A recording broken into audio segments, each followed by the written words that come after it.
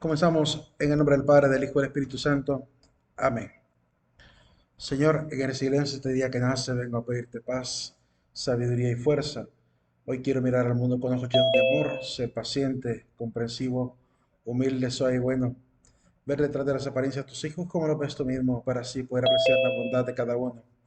Cierra mis oídos a toda murmuración, guarda mi lengua de toda maledicencia, que solo los pensamientos que bendigan permanezcan en mí. Quiero ser también intencionado y justo, que todo lo que se acerquen a mí sientan tu presencia. Revísteme de tu bondad, Señor, y haz que durante este día yo te refleje. Amén. En el nombre del Padre, del Hijo y del Espíritu Santo. Amén. Pasemos, chicos, al aula de Moodle para poder firmar la asistencia cotidiana. No se olviden colocar su presente, igual que el día de ayer. Quiero ser enfático con lo que dije el día de ayer respecto a la asistencia, porque ya me pasó hoy, ya es tercer día de clase y ya pasó una vez. Bueno, con tres estudiantes prácticamente en una sola sección. Eh, Les dije de que hay 10 minutos prudenciales para poder colocar su asistencia, por si llega a pasar acá. Es una advertencia que hago para que no vaya después a haber malos entendidos. Eh, Son 10 minutos, son más que suficientes 10 minutos para poder hacer esto de marcar el aula virtual. Dime, Kelly. Y esto nunca había justificado, por ejemplo, la tengo conectada. No sé si tendría que siempre poner presente porque ahí está como justificado. No, Entonces no sé. a la que está al día de hoy. Ah, que al final siempre asististe. Sí, es que pude estar porque salí a tiempo. Ok, no te preocupes, en todo caso no se cuenta como falla. Entonces, Ah, que ok, quede como falta, gracias. en todo caso, por la falta Gracias. justificada que quede, está bien. Eh, Vean el tiempo, son las 10:03. Voy a entrar a asistencia cotidiana, busco donde está la hora de 14 de septiembre de las 10 a 10 a.m., le doy enviar asistencia, coloco presente, le doy guardar y listo, ya se terminó. Llegué al minuto 4. En un minuto se hace esto de pasar lista. Entonces, no puedo validar excusas que me digan al minuto 15, 16, 20, póngame la asistencia cuando tuvieron 10 minutos para poder colocarlo. Entonces, incluso aunque se tardara por muchos 5 minutos para poder colocar la asistencia. Eh, ok, entendido, Donny, entendido. Pero una pregunta, bueno, Sí, yo tengo problemas para entrar ahí a modo, ¿qué problema? a la plataforma que no me entra, o sea, bueno, yo ayer tuve ese problema hasta, por eso es que hoy hasta hoy ingreso, porque Pero, ayer no me salían las clases y ¿no entra por la contraseña o por qué? ¿Qué? sí, por la contraseña, o sea, yo Ah, me sale y me sale entonces, en ese en caso, el nombre, si la contraseña no sirve, no funciona, en ese caso tú misma puedes pedir tu renovación de contraseña, ¿verdad? De hecho, ah, voy a tratar de salirme de esto.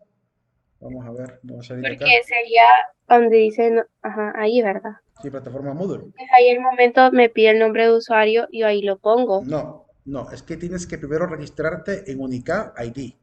Es lo primerito, entrar a la página de la Sí, universidad. eso Tú, ya lo hice. ok, voy a regresar Todo acá, eso. nada más para que lo vean.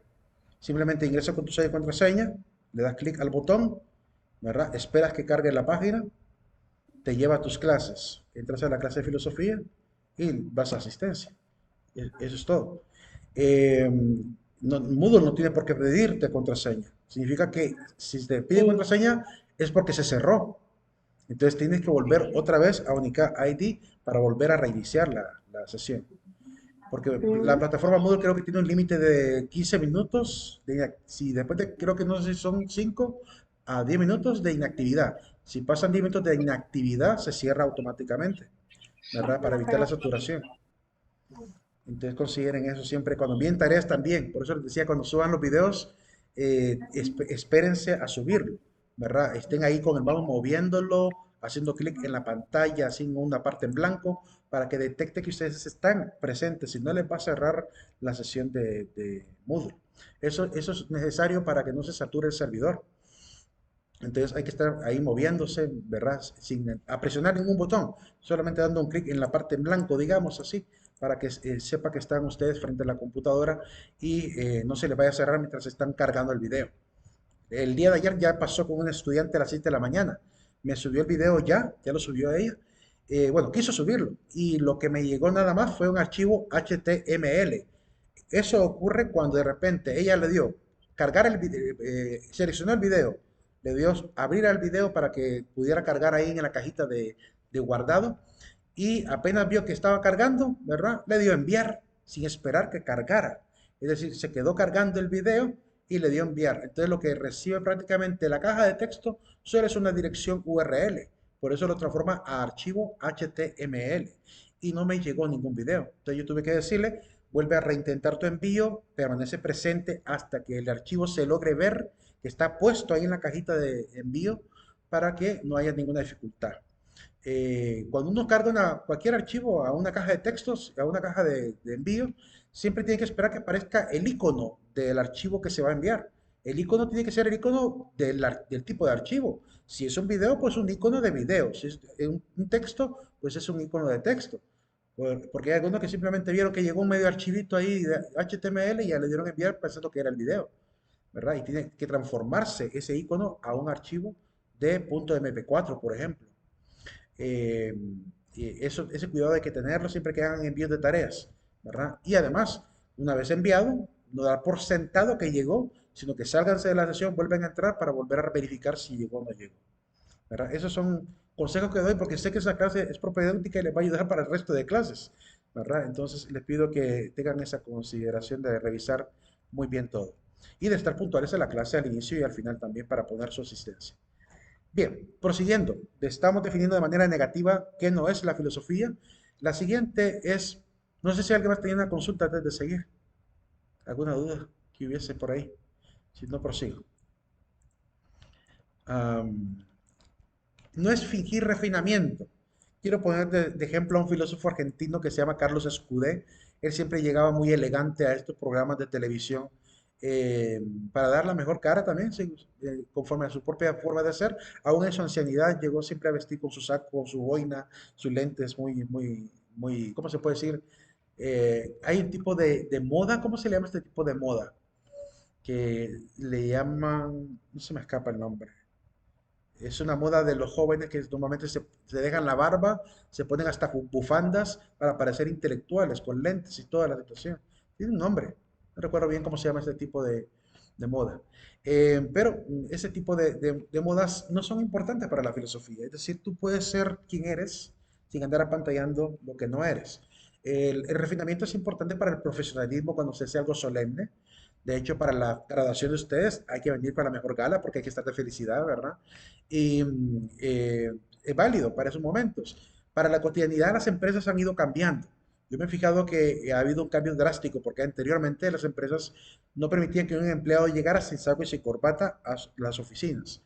Hoy en día permiten camisa polo, o sea que por el tema del calentamiento global y todo eso, y el hecho de verse más frescos, más juveniles, están permitiendo obviamente que haya este tipo ¿cómo se llama?, de modas más casuales. Y creo que vamos hacia ello, vamos hacia esa idea donde ya la moda no tenga que tener ningún impacto alguno en la forma de ser del profesional, sino que lo que se espera es el conocimiento y eso es lo que debe importar, que el profesional tenga el conocimiento, la altura y la moralidad para estar en el cargo, digamos, funcionando para la empresa, que eso es en lo que hay que poner la mirada, ahí sí. Por otro lado, no es criptografía. Por ejemplo, Leonardo da Vinci está catalogado como uno de los filósofos. Él era pintor, evidentemente, era inventor también. Se puede decir que es un gran, ¿cómo se puede decir? Biólogo, porque también hizo figuras o diseños de anatomía humana, ¿verdad? El primer fisiólogo quizá de ese momento. Y no sé si era el primer fisiólogo, pero por lo menos de la época del Renacimiento, él tuvo mucho impacto a nivel de la medicina por sus diseños y dibujos que hizo contra el peligro de que representaba en aquel momento agarrar un cuerpo, diseccionarlo, se consideraba un delito hacer eso. Y él aún así logró hacerlo, ¿verdad? Y regaló esto al mundo. En cierta manera sirvió de base quizá para los futuros médicos. Pero sea como sea, él en su pensamiento también fue humanista y como humanista escribió obras filosóficas. Pero tuvo una diferencia entre lo que era el filósofo y lo que era el científico. Como científico fue muy orgulloso de su escritura, por lo cual siempre trató de ocultar inventos y logros intelectuales a nivel de la ciencia, colocando este sistema llamado el sistema especular, que es utilizando un espéculo, un espejo para poder colocar la letra al revés, ¿verdad? Como lo ven en pantalla, para poder escribir al revés y que no se entienda tan fácil y no se pudieran robar sus ideas. Eh, pero por el lado filosófico fue un gran divulgador de sus ideas, donde no ocultaba nada, porque el filósofo es así. El filósofo no se esfuerza por guardar el conocimiento, sino por divulgarlo, por darlo a conocer y hacerlo también fácil para el resto de las personas también. Por otro lado, la filosofía tampoco es ambigüedad conceptual. Esta idea, por ejemplo, de no tener claros los conceptos, ¿verdad? Algo así como, bueno, en el caso de Ricardo Arjona no es porque no tenga claros los conceptos, es porque siempre le encanta estar jugando con la ley de los contrarios en sus canciones, que vestida desnuda, que pingüinos en la cama, esas letras que escribe Ricardo tienen una razón de ser. No sé si ustedes sabían que Ricardo Arjona estudió en la Facultad de Filosofía 2 años, estudió nada más en Guatemala. Después se dedicó a ser maestro de física, enseñaba baloncesto. Pero durante su tiempo de estudio filosófico algo le tuvo que haber impactado, porque sus primeras letras de canciones eran bastante polémicas, eran letras bastante críticas, eran de protesta, incluso de protesta de tipo religiosa y tipo política. Ahí tienen a verbo no sustantivo criticando, por ejemplo, la hipocresía religiosa. Quizá tuvo se llevó quizá un mal sabor de boca de la experiencia del seminario que le tocó que vivir. Yo me llevé una gran experiencia, me gustó mucho la experiencia del seminario. Quizá a él le tocó una mala experiencia y por eso se llevó un disgusto de la iglesia. Eh, y también en la canción de Si el norte fuera el sur, que también tiene que ver con la política. La canción de Mesías, que tiene que ver con política. Entonces vemos que todavía hay algo filosófico en sus canciones que sigue dando de qué hablar. Y en sus conciertos no desaprovecha la oportunidad para dar sus opiniones en cuestiones políticas también, o en cuestiones ideológicas, como lo hizo recientemente, donde criticó estas ideologías del género, que dice, nos encerraron con la pandemia tanto tiempo y con el celular en la mano, y hubo demasiado ocio, tanto ocio que se inventaron no sé qué cantidad de géneros que existen hoy en día, y que el enojo por poner una letra en el abecedario más, una letra en las palabras. Entonces, dice, creo que estuvimos demasiado ocio y la gente se le fue encima. Una gente lo amó por lo que dijo, otra gente lo detestó por lo que dijo, pero dijo una gran verdad. Dijo una gran verdad. Caímos en un relativismo cultural tremendo por culpa del estar encerrados constantemente en las redes sociales. La hipocresía, el enojo, el funar en grupos a gente que se nos hace así incómoda, todo eso es parte del relativismo cultural y del imperio también de una dictadura ideológica que hay en las redes sociales. Entonces, si tú opinas con la verdad, lo que tú crees que es correcto y no es correspondiente a lo que el colectivo dice, el colectivo te cae encima, sea cualquier colectivo que sea, político, cultural como el de las feministas o incluso social como el del colectivo LGBT. Te caen encima si tú dices algo en contra de todos esos colectivos. Aprendieron a unificar fuerza para votar páginas, para atacar a gente que opina diferente y sigue siendo una moda hoy en día, ¿verdad? Al punto que si tú dices una verdad, te bloquean, te generan ese problema. Ahí tienen a Agustín Laje, que no puede publicar nada porque le bloquean todo lo que dice. A Javier Milei también lo han perseguido por sus ideas sobre el aborto, por ejemplo. ¿Cómo se llama? A Lupe Batallán, la han perseguido por sus ideas también respecto al feminismo. A la doctora Shinda Brandolino la han perseguido por su opinión sobre el tema de las vacunas. Bueno, les han caído a un montón de gente, ¿verdad? Al padre Raúl Sánchez le cerraron también su canal también por cuestiones ideológicas. Entonces vemos que hay una dictadura del pensamiento terrible. Ya ni siquiera podemos utilizar palabras del idioma español porque ya te funan solamente porque no les gusta que les digas la verdad. Entonces, ese es el problema en el que hemos caído. Y les decía, pues Ricardo es así, porque tiene una sección de su vida muy filosófica, ¿verdad? Y es evidente que lo aprendió de ahí. Pero no se trata en la vida de la filosofía escribir siempre este tipo de contenidos ambiguos, donde nos gusta jugar con la ley de los contrarios, como en esta frase. El ser humano es un ser libre, pero está esclavizado por su ambiente y entorno social. Suena verdadero, suena bonito, suena filosófico y hasta casi un poco, diría un poco poético, pero no significa que el filósofo siempre tenga que escribir de esta manera, ¿verdad? Se pueden generar argumentos sólidos y fuertes sin necesidad de caer en el uso de esta idea un poco poética de la ley de los contrarios, de poner el frío con lo caliente o lo húmedo con lo seco, ¿verdad? Para poder hacer parecer algo como poético, que es lo que Ricardo siempre ha hecho en muchas de sus canciones. Eh, o juega con, ¿cómo se llama? Con el retrato, ¿verdad? Utilizar cosas inanimadas para decir algo. Él lo utiliza muy a menudo también. No es especulación sin finalidad. No es andar tampoco dando una opinión sin tener idea de lo que estoy diciendo. A veces la gente, pues como Henry Adams, da este tipo de opiniones que son muy poco, se puede decir, muy poco logradas, es decir, muy equivocadas en este sentido. Dice él que la filosofía son frases ininteligibles a problemas insolubles.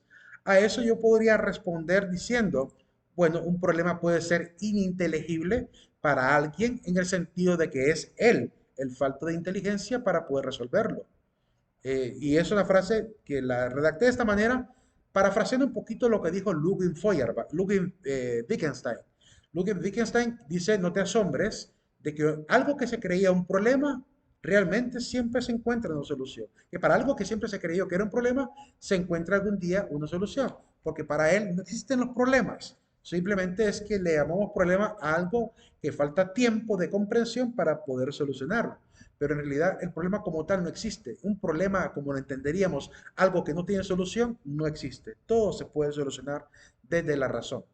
Eh, y en este caso, pues se puede aplicar y extrapolar esa idea a la idea de, si algo en la filosofía me parece confuso, es porque quizá yo no tengo nivel académico para poder entender lo que otro filósofo ha escrito.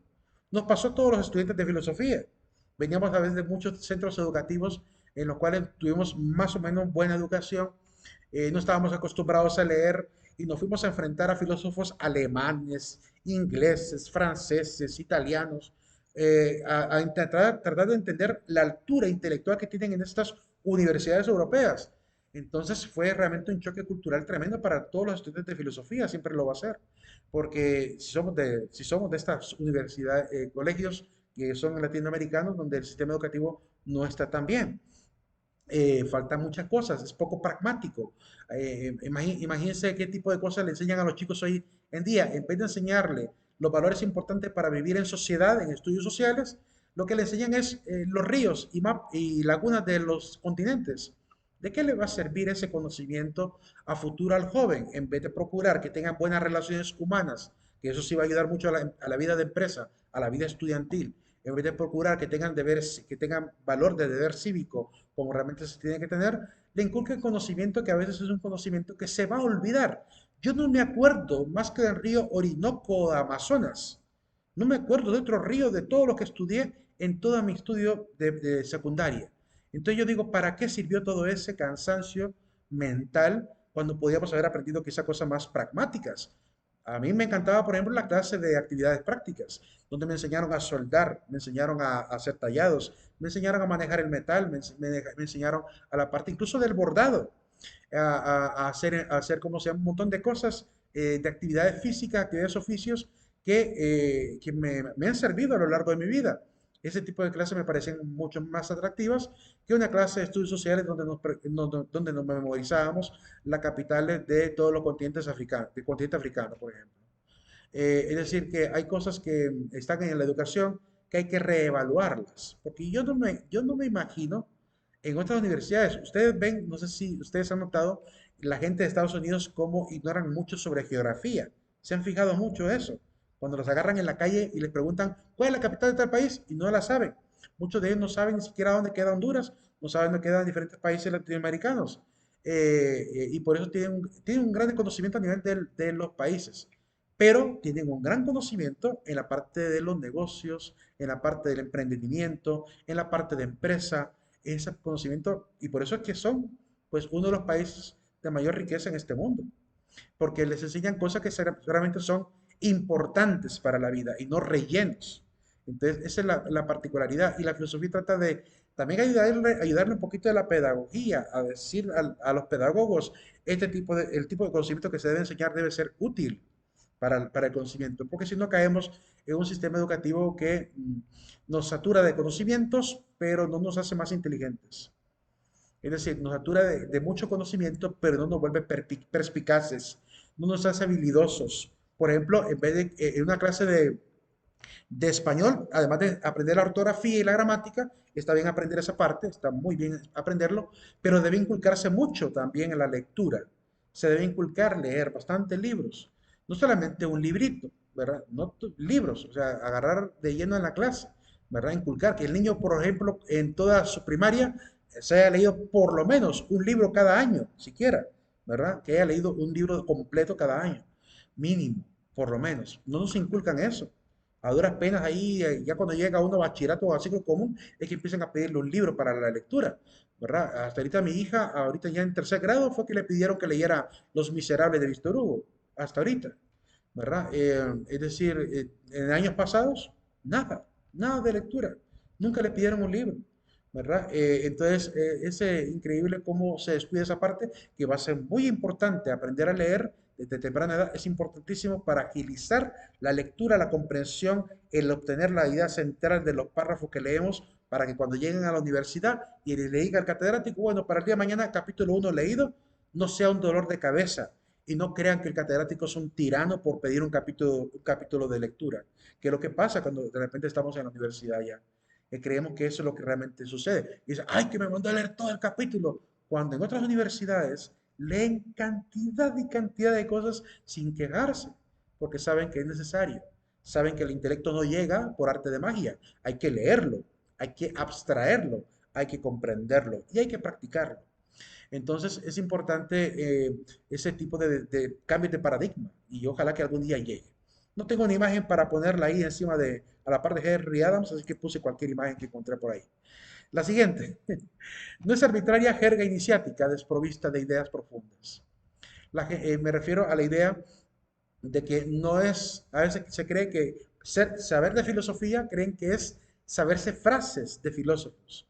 Está bien aprender uno que otro axioma o frase de valor.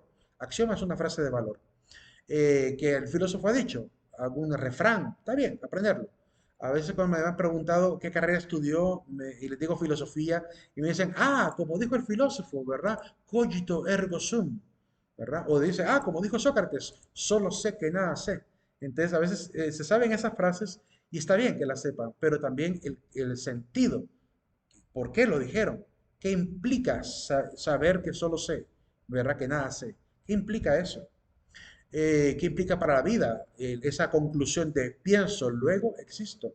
Es como que dijera, pienso, por tanto deduzco que existo. O sea, eso es lo que está diciendo. Pero ¿qué significa esto? ¿Verdad? ¿Hacia qué punto se dirigía René Descartes cuando dijo esta frase? Lo vamos a aprender para que no quede la idea así vaga, sino que la comprendamos bien. Incluso veremos el silogismo en el que se basa esta frase del cogito ergo sum. Pero para poder ver ese silogismo, tengo que enseñarle los silogismos de Aristóteles, para que comprendamos cómo son las reglas del silogismo. Y con Sócrates también lo vamos a ver. Veremos qué significa solo sé que nada sé. Pero, como digo, importante no detenernos solamente en las frases. Hay que leer profundamente, ¿verdad? A veces se comete el error de encasillar a un filósofo solo en una de las frases que dijo. Si yo preguntara qué otra frase dijo Sócrates, mucha gente no lo sabe. No lo sabe. Y no es que tengan que saberlo. Es un deber más de los filósofos de academia. No es un deber que lo sepan, pero culturalmente nos dice mucho. Nos dice que estos grandes autores de la antigüedad no han sido leídos por la gente en la vida cultural. Entonces, eso nos habla mucho, nos da un síntoma de la cultura. Y es que la gente no ha leído cosas profundas. Se leen Twilight, se leen Harry Potter, pero no han leído un Platón, no han leído un Sócrates. Es decir, obras que son mucho más elevadas, que son mucho más enriquecedoras y que si las logramos comprender pueden hasta transformar nuestra forma de pensamiento en la vida. Y no, esa obra no la lee, ¿verdad? Eh, Gracias a Dios todavía existen algunos literatos que son muy buenos escritores, como Paulo Coelho, por ejemplo, ¿verdad? Como Chomsky, por ejemplo, Noam Chomsky, que son excelentes en sus obras, que alguna gente lo ha leído, como Orwell, por ejemplo, George Orwell. Vale la pena leer diferentes tipos de obras. Yo tengo una colección, más adelante les voy a enseñar parte de mi colección de libros, para inspirarles la cantidad y grandeza de libros que hay, ¿verdad? Maravillosos. Voy a mandarles al chat, de hecho lo voy a hacer con todas las clases de filosofía, les voy a mandar fotografías de todas las portadas de los libros que tengo en mi casa, que son libros filosóficos, la mayor parte de ellos, y algunos también de literatura general, por si quieren conocer nombres de algunas obras bonitas. Para que tengan ahí una idea, ¿verdad? De qué tipo de obras serían las que uno debería de poder leer en su vida, que vale la pena leer en la vida. No irse de esta vida sin haber probado estos libros, ¿verdad? De haber tenido la experiencia de haber leído esos libros. Tampoco es caer en la desfachatez absurda. Dije que la filosofía no es ser refinado, pero tampoco es caer en otro lado. Hay gente que cree que el filósofo tiene que andar como hippie para ser filósofo. Y peor aún, creer que el filósofo tiene que ser adicto a la marihuana para ser filosófico, ¿verdad? Hay universidades públicas donde se cree que es el común denominador de los estudiantes de filosofía, que son medio drogadictos, medio locos para vestir y drogadictos. Y no, el filósofo puede ser muy pudoroso, decoroso en su propia vida, decoroso en su forma de ser, pero también muy sobrio, sin caer en la fastuosidad, exuberancia o extravagancia, sin caer en cualquiera de los extremos, pues buscar el justo medio es lo más filosófico que podemos hacer, vestir lo más casual. Y cuando se nos pida por la parte de gala, pues también respetar las convenciones sociales de la gala, ¿verdad? Y asistir con gala, ¿verdad? Cuando se tiene la posibilidad. Y si no se tiene la posibilidad de vestir con gala, pues no asistir, que tampoco es necesario, ¿verdad? Ir a pantallar a nadie. Por otro lado, bueno, recordar que Sócrates sí vestía de una manera no, mm, ¿cómo se puede decir?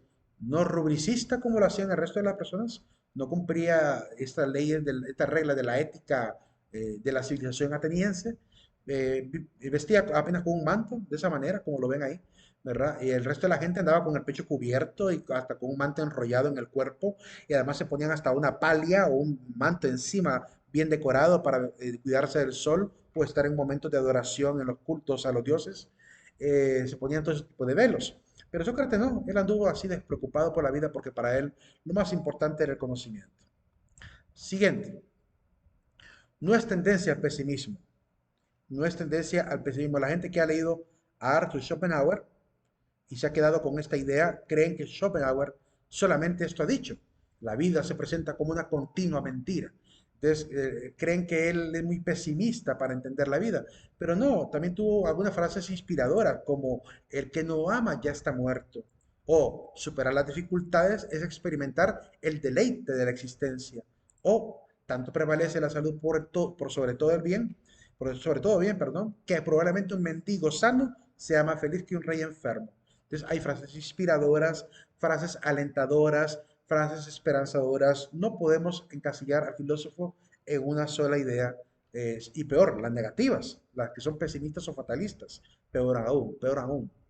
Hay cosas positivas también que dijeron y que vale la pena poder resaltar. Ante todo en la vida hay que mantener la calma, hay que mantener la serenidad ante todo. No ser frívolos, no ser personas que llenan la mente de calamidades, que generan esta idea de preocupación en el mundo, que si hay una guerra terminan hablando de, ay, que ya viene el desastre social, y empiezan a escribir este tipo de cosas. Y los filósofos más bien intentan ayudar a guiar la cultura de los que no están en guerra a que sepan discernir con el ejemplo de los que están en guerra lo que produce la guerra. Entonces hablarán de la paz, hablarán de cómo luchar contra la guerra. Eh, y los que están allá, tal vez viviendo en la guerra, estarán alentando quizá a la gente que está para que guarden la calma, para que esperen pacientemente, para que no se amotinen, ¿verdad? Para que realmente tengan prudencia y no arriesguen la vida, que piensen en el futuro. Y si están todavía en tensión política, pues con mucha más razón participarán en los foros para poder dar su opinión política. Entonces estarán ahí para poder apoyar.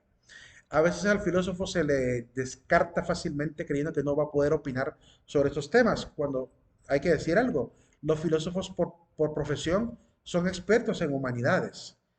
Por esa razón a mí siempre en las universidades me dan las clases de humanidades, las de ética, filosofía, sociología. Todas esas clases las he dado porque son el ámbito en el que nos los filósofos. Y descuidar el criterio de un filósofo es creer que realmente no tiene profundidad, cuando tienen toda la profundidad en ese sentido. Llevan dos sociologías, cuatro psicologías, una teoría de la política, una filosofía de la política, llevan economía, ¿cómo se llama? Teoría de la economía, además de todas las clases históricas filosóficas, con todos los maestros de política, maestros de economía que aparecieron en la historia, en medio de las escuelas filosóficas. Entonces, se tiene el conocimiento y la base para poder ejercer una opinión más sensata, prudente, ética, al momento de discernir un problema social, por ejemplo. Entonces, no se puede descartar fácilmente. Eh, Desgraciadamente, la mayoría de filósofos últimamente se están dedicando o a escribir solamente libros y dar conferencias o dar clases como yo. Y no se está trabajando tan seriamente detrás de los gobiernos. Qué lástima.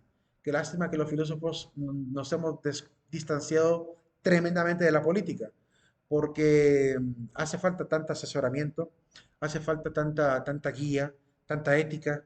Decía Hannah Arendt que hay que devolverle la ética a la política, porque se le ha perdido. Más adelante lo mencionaré.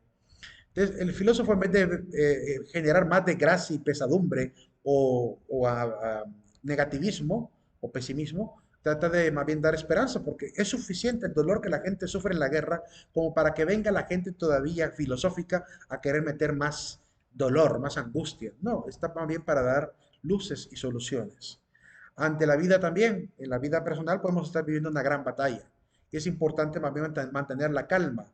Anatole France, ganadora del premio Nobel, dice lo siguiente: si exageráramos nuestras alegrías como lo hacemos con nuestras penas, nuestros problemas perderían importancia. Significa que a veces le damos demasiado énfasis a lo malo que nos ha ocurrido y olvidamos tan fácilmente las cosas buenas de la vida. eh, Hay que aprender a ver más lo positivo que lo negativo. Todo el mundo ha vivido cosas feas en su vida, cosas bonitas en su vida. Hay que poner el énfasis del recuerdo en las cosas buenas. Lo malo, pasar página. Hay que aprender a pasar página, porque a veces olvidamos que la vida es como un libro. Tenemos que llegar al capítulo final y a veces, y muchas de las veces, el capítulo final de una vida que ha sido bien vivida es una vida feliz. Es un capítulo feliz, rodeado de familia, de amigos, de hermanos, ¿verdad? La gente que se apartó de sus seres queridos era la que termina escribiendo su propia historia trágica. La gente que no ama a su pareja es la que termina escribiendo su propia historia trágica. El que no se responsabilizó de sus hijos terminó escribiendo su propia historia trágica. Terminarán solos, abandonados, angustiados. Terminarán en una, no sé, en un hospital, a veces son olvidados por sus propios parientes, porque no se encargaron de escribir con pluma de oro cada cosa que hacían en su vida. Entonces es importante mantener ante los problemas, ante las angustias, ese recuerdo de lo bueno y escribir con buenos pasos lo que hacemos en nuestra vida. Dice Aristóteles, cuando se ocurren los momentos de tragedia, es durante nuestros momentos más oscuros cuando tenemos que centrarnos en ver la luz. Cuando haya un problema familiar, usted de repente se va a agarrar, imagínese, qué triste sería ver la casa de un administrador de empresas o un estudiante que estudió gestión empresarial, que cuando tenga su pareja y su casa, esté peleando en su familia porque no alcanza el dinero. Qué triste sería que alguien que estudió, ¿cómo se llama?, filosofía no haya aprendido a vivir con profundidad su vida. Qué triste sería que alguien que estudió, digamos, mercadotecnia no sepa hacer un plan de negocios para poder crecer familiarmente. Qué triste sería que el psicólogo no solucione sus propios problemas y conflictos personales. Qué triste sería que cada carrera que estudiamos, ¿verdad? Que el ingeniero civil, que el ingeniero civil no haga ni siquiera las propias reparaciones de su casa. Entonces, obviamente, cada quien aprendió una disciplina. Como dice el dicho, médico, cúrate a ti mismo, ¿verdad? Es importante atender al conocimiento que adquirimos en las carreras y ponerlo en práctica en la vida familiar, porque a veces llegamos a desesperación olvidando, ¿verdad?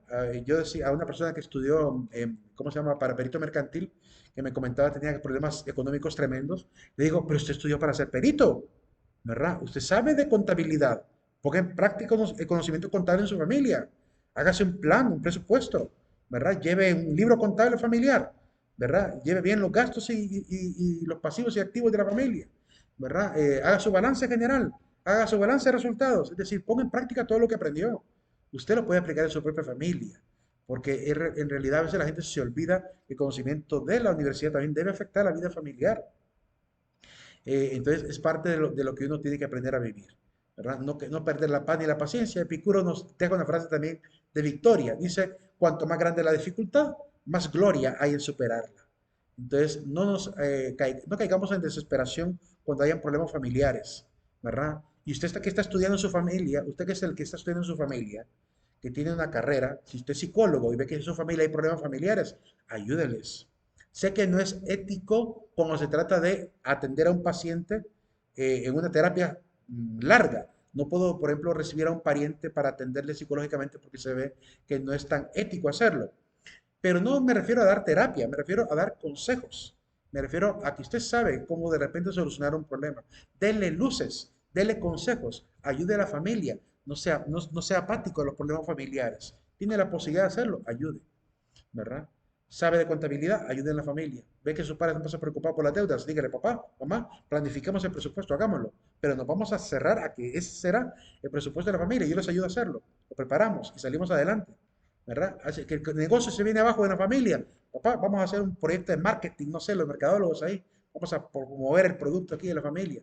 Si lo que vendemos es caña de azúcar, lo que vendemos es frijolito, no importa lo que se venda. Si lo que vende la madre es de repente, como decía mi mamá, que vendía Avon o Oriflame, pues a vender ese producto, hay que llevar el producto, ¿verdad? Hay que promoverlo, porque hay que levantar a la familia con el conocimiento técnico que aprendemos en las universidades y no caer en la desesperación como que fuéramos, se dice en los libros de sistemas.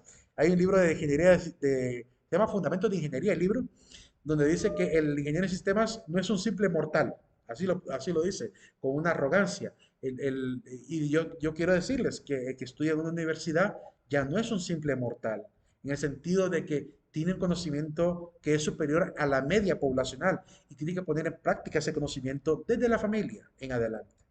Entonces tengan esa cuestión bien clara y viva para que ustedes sean la fortaleza también de sus hogares. Eh, a mí me gustó ver un video el día de ayer de un niño venezolano que me quedé, ay, yo digo, es que si conociera ese niño sin papás y los abuelos vivieran, no sé cómo, decía alguien incluso ahí, yo quisiera adoptar a ese niño. Un niño andaba vendiendo dulcitos y alguien le ayudó, le dio $50 para subsistir. Y le preguntó, ¿y qué haces tú después de vender? Pues llevo la canacita donde mis abuelos, ellos me dan $10 por todo lo que vendo y después pues sigo vendiendo. Y con eso entonces tú apoyas a tus abuelitos. Y tus papás, no, mi papá se fue, nos abandonó, mi mamá también, y me quedé con mis abuelos. Entonces, el niño es el apoyo de los abuelos. Y si un niño es capaz de hacer eso, cuanto más no puede hacer un universitario. Un joven universitario tiene mayor capacidad para poder colaborar en la familia, ¿verdad? A veces pregúntenle a sus papás cómo están económicamente, tengan ese corazón de hijos, de decirle papá, mamá, ¿cómo está la economía de la familia? Si nunca se han enterado, pregúntenle, ¿cómo está la economía de la familia? ¿En qué puedo ayudar? ¿Verdad? Hay hijos que son tan conscientes que incluso dicen, bueno, como voy a sacar 4 clases en la mañana, pues voy a buscar un trabajo de medio tiempo por la tarde para poder aportar un poquito de economía a la familia. Voy a rendir al máximo en mi estudio, organizarme bien mi horario de estudio y voy a tratar de trabajar unas 3 horas por la tarde en algún lugar, ¿verdad? Haciendo algo o vendiendo algo y así logro colaborar. Que no les dé vergüenza, chicos, de ser también baluarte para la familia. Que no les dé pena colaborar en sus familias. A veces los papás se guardan en el corazón y en su propia intimidad de pareja, se guardan ese conocimiento trágico que llevan, ¿verdad? Del peso del pago de deudas, de hipotecas, de cantidad de cosas. Un hijo universitario debe ser muy agradecido en ese sentido y debe ser consciente de ello, conocer sus gastos. Ahorita acaban de atender a mi madre y ya rápido, los hermanos ahí, mi hermano y yo y mi hermana preguntando cuánto salió para ver cómo les ayudamos a pagar también los medicamentos de mi madre. Que mi papá dice, no, no se preocupe, que no, yo voy a pagar eso. No, y nosotros estamos diciendo, no, papá, ¿verdad? Porque conocemos la realidad de la familia.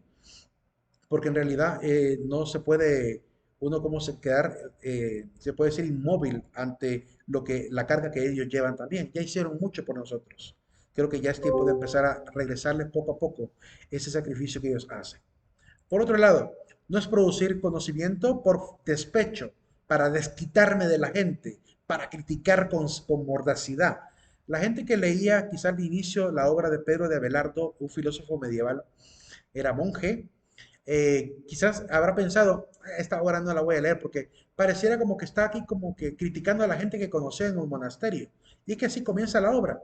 Comienza él mostrando incluso citas como la de Ovidio, que dice, esa es la grandeza a la que ataca la envidia y a las cimas a las que barren los vientos. Como diciendo, es que me tenían envidia y por eso me atacaban, por eso me hacían bullying en el monasterio. No dice bullying, pero evidentemente le estaban haciendo bullying. Um, y la gente que lee la primera parte introductoria de esta obra pareciera que es una obra como para desquitarse. Y entonces dicen, no la voy a seguir leyendo porque no tiene nada interesante. Pero en realidad la obra no tiene ese objetivo. Ese es el contexto histórico de Pedro de Abelardo para poder explicar lo siguiente, para enseñar que la moralidad de los conventos había que cambiarla. Había que superar ese moralismo de reglas, de normas, de penitencias que quedaba en la hipocresía, porque en la práctica se pegaban de latigazos pero ofendían al hermano. Se pegaban de latigazos y no eran compasivos. Entonces, ¿cómo puede entenderse ese pesimismo que derivó de la mala comprensión de San Agustín, también filósofo cristiano? eh, Cómo poder sanar al monasterio de esos preceptos de guardar el ayuno, de guardar utilizar a veces cordeles o cilicios en el estómago para amarrarse y no sentir hambre y guardar el ayuno, o pegarse de latigazos o andar grandes peregrinaciones, si en la vida práctica el resto de cosas importantes dentro de la fe no se hacía. Y era eso de lo que él miraba. Miraba que muy bonitos para cumplir con el ayuno y para cumplir con las caminatas y cumplir con todo lo demás, pero en la práctica lo maltrataban a él, en la práctica lo ofendían a él, lo miraban de menos siendo su hermano de convento. Entonces él decía, aquí hay una hipocresía que tenemos que cambiar. Entonces critica filosóficamente lo que se venía haciendo en la comunidad a través de esta obra. Como ven, un interés más sublime en la obra que lo que primeramente se creía que trataba esta obra misma. Nunca juzguemos el libro por su nombre ni por su portada, ni siquiera por el primer capítulo, leámoslo todos, leámoslo todo. Aquel que, hablando de la obra que le digo que le tocó que leer a mi hija, eh, pues yo también quise releerla para recordarla y ahí de repente ayudar en alguna duda que ella tuviera. Entonces, leyendo la obra, me acordé de la primera vez que agarré el libro de Víctor Hugo y leí el primer capítulo ahí del obispo y del lugar donde vivía y toda la descripción del palacio episcopal y todo eso. Y decía yo, en aquel momento me dije, ay, no, qué obra más aburrida, ¿verdad? No, no, hasta ahorita solo está describiendo un lugar donde está viviendo el pobre obispo este, ¿verdad? Y de la hermanita que la atiende, y la gente que está ahí ayudándole, y del hospitalito que se hizo. Entonces decía yo, pareciera de no acabar esta descripción, no sé a dónde va el libro, pero cuando uno termina de leer la obra, uno termina hasta llorando con la obra, o sea, y no digamos la gente que ve la película, y la gente termina llorando con esa historia, porque es hermosa, y después empezamos a ver la grandeza de cada personaje, y también la miseria de cada personaje.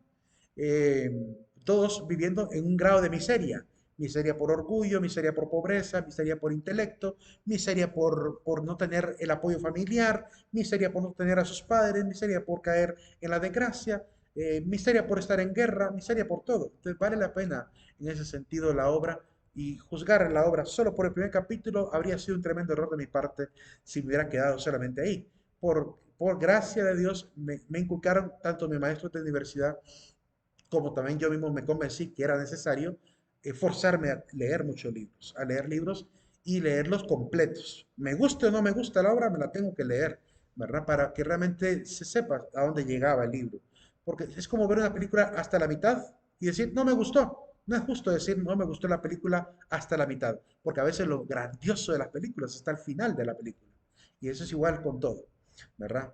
Igual con las relaciones de amor, ¿verdad? A la pareja no solamente por encimita, hay que conocerla bien. Por eso el noviazgo mínimo debe durar de un año en adelante, para que realmente se conozca bien a la persona con la que se van a casar, ¿verdad? Y cuando digo conocer bien no me refiero a tener relaciones sexuales, me refiero a conocer la personalidad, conocer su temperamento, conocer su carácter, ¿verdad? Ver también sus convicciones personales, sus credos personales, entender esto, qué te gusta, qué no te gusta, ¿verdad? Si tuviéramos hijos, ¿cómo los criarías? Es decir, ¿qué harías con ellos? ¿Qué te gustaría que estudiaran? Es decir, a qué lugar los mandarías? Toda esa parte, sueñen en el noviazgo con todo eso, pero no se coman la torta antes de recreo porque se pueden llevar decepciones, ¿verdad? Y además arruinar la relación de pareja.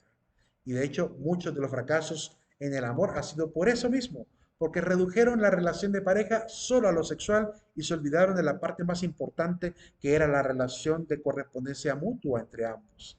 Entonces, ese conocimiento debe ser pleno, tanto en la filosofía como en la vida. Terminamos de ver qué no es la filosofía. Y quiero hablarles de esos valores que la universidad me pide introducir, pero permítame que se me está botando el agua aquí en la mochila, disculpen, y aprovecho para tomar un poquito de agua porque tengo seca en la garganta de tanto hablar. Toca. Les decía que la universidad nos pide a los catedráticos de clases universitarias de filosofía que introduzcamos los valores fundamentales en estos primeros temas. Quiero simplemente dar el concepto de cada valor eh, y hablar de algunas cosas de carácter estudiantil, sin expandirme demasiado. Primero, el valor de la verdad. Lo estamos celebrando en este mes, en este trimestre, es el valor que estamos celebrando. Lo entendemos como la rectitud en la acción y palabra humana, evitando la duplicidad, simulación e hipocresía. Ese concepto me gustó mucho, el concepto eclesiástico, la iglesia lo define, y también es filosófico, se puede ver muy filosófico el concepto mismo. Um, el problema de la verdad, los catedráticos hemos tenido que, no sé, como en una guerra cuando de repente me enfrenté a mi enemigo y no tenía suficiente planificadamente, no tuve bien planificada mi primer ataque, entonces tuve que redoblar la fuerza, tuve que redoblar el armamento, tuve que redoblar todo. Pues fíjense que desgraciadamente en el carácter educativo a los catedráticos nos ha tocado a veces hacer lo mismo, por la desgracia de que culturalmente muchos estudiantes, no todos, pero muchos estudiantes no son verdaderos. Es decir, que no ponen en práctica la verdad en el estudio. De repente, al inicio de la pandemia, muchos mintiendo, se me fue la luz a cada rato, ¿verdad? Entonces yo tuve que poner la regla. Si van a poner esa excusa cada rato, porque puede ser que pase. No digo que no pasa, digo que puede ser que pase, pero para que sea realmente legítimo, tuve que exigirles esto, que me manden un video, ya que de repente la NE o la EH no publican cuando van a haber cortes, entonces mínimo grabar un video del momento en que se fue la energía y decir, mire, Master, tengo energía en la casa, por eso tengo, aquí estoy en una comunidad donde la red de internet no es buena, yo dependía de mi wifi y por eso le mando el video. Solamente eso. Y con eso ya es suficiente para mí para que pueda yo ver que hay integridad en el permiso. Pero como les decía, debe ser entregado con eso para que realmente haya veracidad en lo que digo. Pero no se vale que alguien me diga, Lick, me da permiso, fíjate que estoy muy mal, estoy muy enfermo, pero no me da ninguna constancia médica. Si no hay constancia médica implica que no es tan grave la enfermedad. Es que solo por un dolor de cabeza no es justo faltar a clase. Porque los catedráticos, yo he visto compañeros míos que han venido incluso hasta con síntomas de dengue a dar clases presenciales. Eh, y dicen, mire que ahorita ando mal de mi pierna. A mí incluso me tocaba a veces dar clases con el ácido úrico alto eh, y venía a dar la clase. Entonces, hay cosas que sí son de gravedad y no podría haber pedido permiso por el sentido del deber, a veces lo obliga a uno a seguir rindiendo. Y el estudiante debe entender también que a veces se tienen que hacer estos sacrificios en la vida estudiantil. Si tengo un dolor de estómago, me tomo una pastilla y tengo que estar ahí, aunque sea medio mal de mi estómago, de repente levantándome para ir al baño si toca, pero tengo que estar en la clase, ¿verdad? Y pedir permiso cuando tengan que pedir permiso, si el catedrático les pide tener la cámara encendida, ¿verdad? Pero tienen que corresponder en la verdad a todo ello. Ahí nos quedamos, seguimos hablando de estos valores. Miren que no nos han avisado, chicos, sobre el tema si hay feriado o no mañana. En el calendario académico dice que sí, pero como no nos han mandado todavía memorando, vamos a esperar. Vamos a esperar a ver qué nos dicen si va a haber asueto mañana o no. O si va a ser a partir de una hora en adelante, que también puede llegar a pasar. Sea como sea, vamos a estar pendientes del chat. Vamos al aula virtual, chicos, para poner el presente del final. Así que estamos pendientes de esa parte del día de hoy. Vayan ahí a la sección a poner presente. Que tengan un excelente día, chicos y chicas. Muchas gracias, igual. Vemos. Nos vemos, gracias. Gracias. Vemos.